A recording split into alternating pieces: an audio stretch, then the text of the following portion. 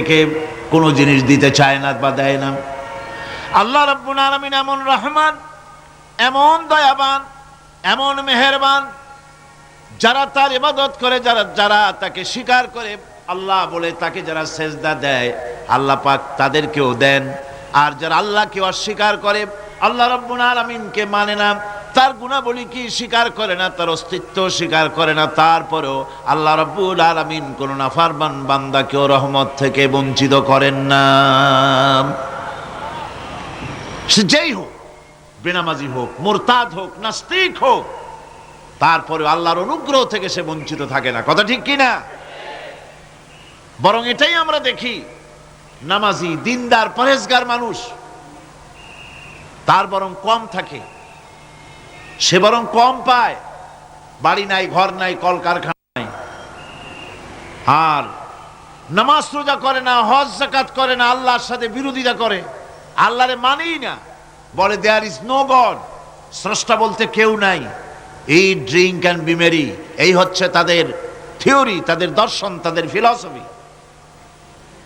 এই জাতীয় লোকগুলি বরং দেখা যায় তারা ক্ষমতা পায়, বাড়ি হয়, গাড়ি হয়, কল হয়, কারখানা হয়, সম্মান পায়। এটা কেন? এর কারণ হচ্ছে আল্লাহ রাব্বুল আলামিন এই পৃথিবীর কোনো মূল্য দেন না। এই পৃথিবীর মূল্য যদি আল্লাহ পাকের কাছে একটা মশার ডানার তুল্য যদি হতো, আল্লাহ পাক বিদ্রোহীদেরকে, কাফেরদেরকে এক ঢোক পানি আল্লাহ পাক গিলতে দিতেন না। এবার চিন্তা করেন, আল্লাহর ব্যাপারে যে দৃষ্টান্তটা দেওয়া হয়েছে, দৃষ্টান্তটা কত গুরুত্বপূর্ণ। মশার ডানার তুল্য, মশার ডানার তুল্য এই পৃথিবীর দাম নাই আল্লাহর কাছে।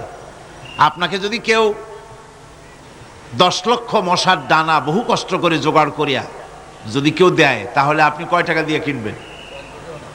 4 পয়সা দিয়েও একজনে বলছে 4 পয়সাও দিবে না। তাহলে বোঝেন এর কোনো মূল্য নাই। একটা মশার ডানার তুল্য মূল্য আল্লাহ পাক এই পৃথিবীর দেন না, যার কারণে অবারিত উন্মুক্ত হস্তে আল্লাহ পাক সমস্ত মানুষের জন্য, প্রাণী জগতের জন্য তিনি করুণা করেছেন সকলকে।